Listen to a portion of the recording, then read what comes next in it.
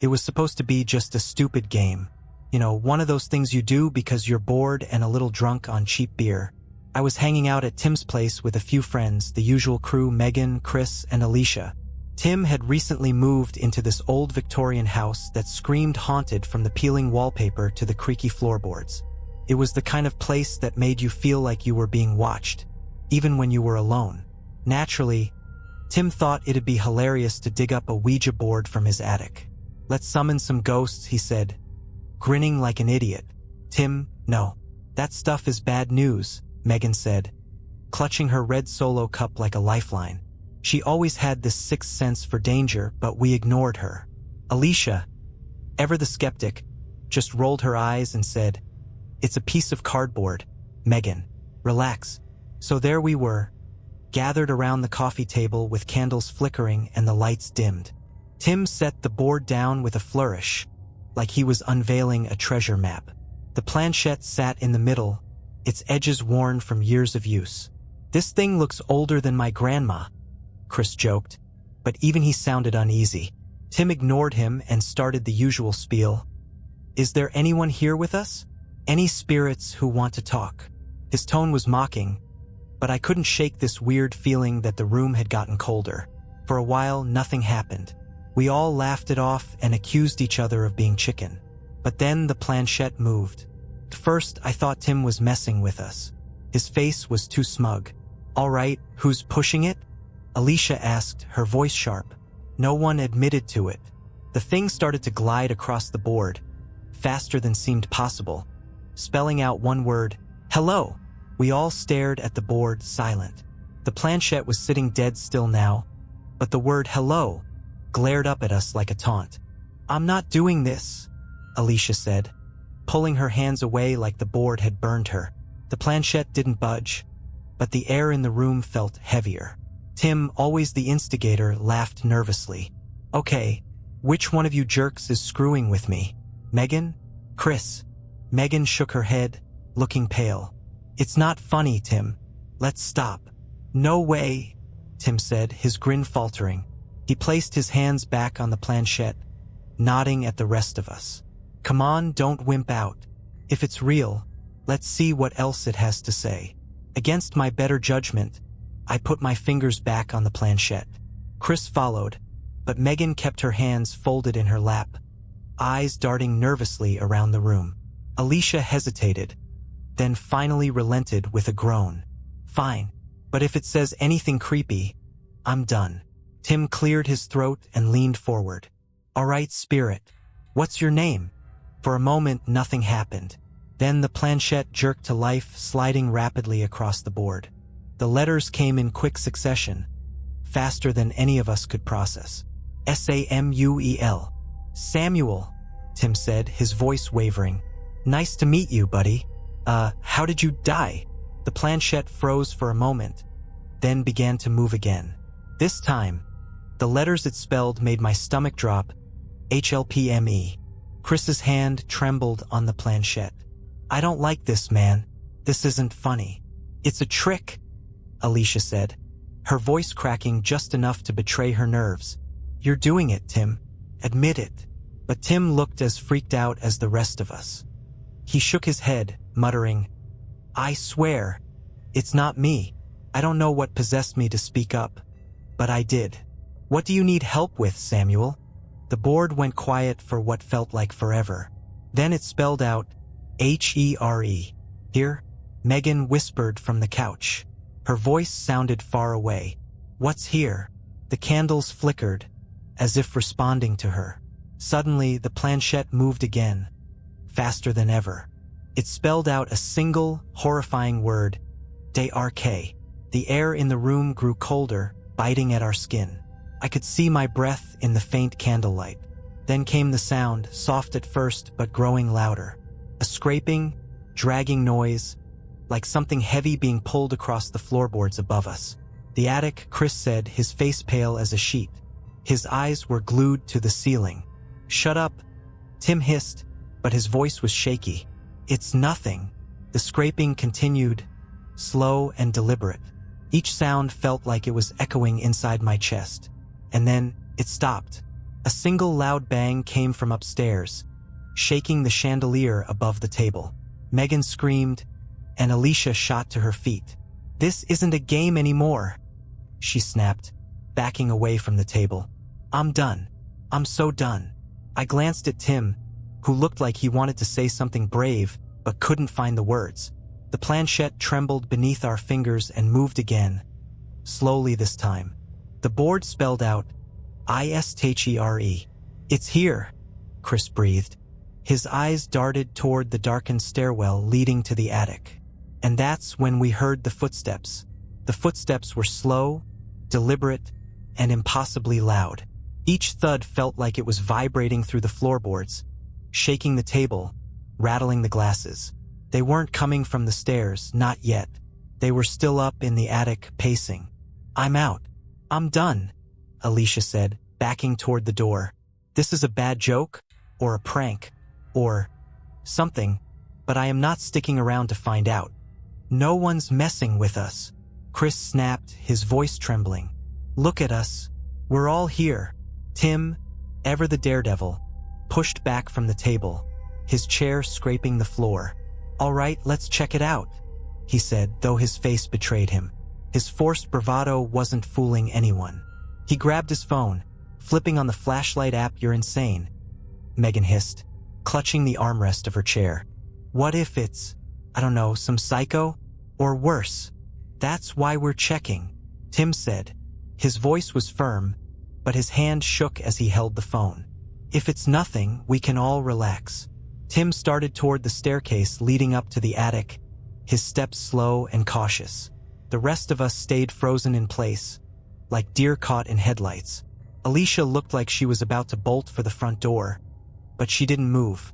The footsteps in the attic stopped. I'm not sure what possessed me. Maybe it was the shame of being the coward of the group, but I stood up. "I'm coming with you," I said, my voice quieter than I intended. Tim glanced back at me and nodded, grateful for the backup. The stairs creaked under our weight as we climbed. Each step felt like an eternity, the air growing colder and heavier the higher we went. When we reached the top, we faced the attic door. It was closed, but not locked. A faint scratching sound came from the other side, like nails dragging against wood. "Open it," I whispered. Tim shot me a look that screamed, "Why don't you do it?" But before I could respond, he reached out and turned the knob. The door creaked open, revealing the attic bathed in eerie moonlight filtering through the single, grimy window. Nothing moved. The room was as still as death. "See," Tim said, his voice a whisper. "Nothing. Probably just rats or something." But then the Ouija board downstairs let out a loud crack. We both froze. The sound wasn't just loud. It was deafening, like something had slammed into the board. The others screamed downstairs, and I turned to bolt back down the steps, but Tim grabbed my arm. "Wait," he hissed. "Look." He pointed toward the back of the attic. There, half hidden in shadow, was a small trunk.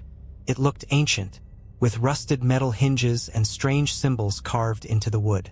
It was the kind of thing that screamed, "Don't touch," but of course, Tim's curiosity got the better of him. "Don't," I said, my voice trembling. "Let's just go." But he was already moving toward it, his flashlight illuminating the dust swirling in the air. "What if this is what started it?" he said. "What if?" The trunk slammed open on its own. I didn't even see what was inside, just a dark void, blacker than the night itself. A gust of cold air blasted out, and the attic lights flickered wildly. Tim stumbled back, dropping his phone, and the flashlight spun wildly across the room, casting long, warped shadows. Something moved in the darkness. A shape, tall and impossibly thin, began to rise out of the trunk. "Run!" I screamed, yanking Tim toward the stairs. We barreled down, the sound of heavy, thudding footsteps following close behind. We tore down the stairs like our lives depended on it, because they did. Tim was behind me, tripping and swearing as the heavy footsteps pounded closer. The thing from the trunk wasn't just following us. It was chasing us. The others were still downstairs, gathered near the coffee table where the Ouija board sat. The candles were out, but the planchette was moving furiously on its own, spelling out a string of letters none of us dared to decipher. "What is that?" Alicia screamed as Tim and I burst into the room. "It's here," I yelled. "We have to get out." Before anyone could move, the attic door slammed shut behind us with a deafening bang. The temperature in the room plummeted. Frost crept across the windows, and the lights flickered erratically, casting the room in flashes of eerie shadow. The footsteps stopped, but the air was thick with its presence. I couldn't see it, but I knew it was there, watching us. "Do something," Megan shrieked, clutching at my arm. "You started this." Tim looked at the Ouija board, then at me, his face pale and drenched in sweat. "We have to end it," he said. "How?" I shouted back, my voice cracked with terror. "What do you mean, end it?" Tim grabbed the planchette, his hands trembling. "You have to say goodbye. That's the rule, right? You can't leave it open." I didn't have a better idea, so I dropped to my knees beside him and placed my hands on the planchette. The others followed, though Alicia hesitated, staring at the darkness creeping along the walls. Tim spoke, his voice shaky but loud. "Samuel, are you still there?" The planchette jerked violently under our fingers, racing across the board. It spelled out, "N-O." Before we could react, the board started shaking, the letters blurring as the planchette moved faster than seemed possible. It spelled out something else, over and over, "ITWANTS." "What does it want?" Megan screamed. The board fell still. Then, slowly, it spelled out one final word, "ONE." The air grew heavier, pressing down on us like a weight. The shadows in the room twisted and stretched, converging into a single point in the corner. From that darkness, a shape began to form. A towering figure with elongated limbs and a face that was more like a void than anything human. Its presence was suffocating, its malice almost tangible. "No," Alicia whispered, backing away. "No, no, no." It stepped closer, and with each movement, the room seemed to darken further. Its eyeless gaze swept over us, and then it stopped. It raised one skeletal hand, pointing directly at me. "No!" Megan cried, grabbing my arm. "It can't have you." But deep down, I knew there was no escaping it. It had made its choice. "Take me instead," Tim shouted, stepping forward. His voice broke, but he stood his ground. "You hear me? Take me." The thing tilted its head, as if considering his offer. The room went silent, the only sound the ragged breathing of the five of us. Then, with a motion almost too fast to see, it reached for Tim. He screamed as its hand gripped his chest, and a wave of darkness seemed to pour out of him, filling the room. His body convulsed, his eyes rolling back into his head as the thing drained him of something vital. When it finally let go, Tim crumpled to the floor, unconscious but alive. The figure turned to the rest of us, its form beginning to dissolve into smoke. Its final words echoed in my mind, though it never spoke aloud. "This is not over."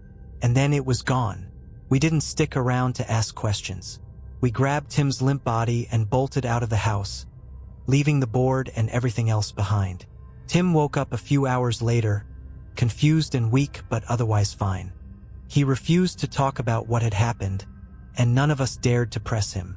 The next day, he moved out of the house, and none of us ever went back.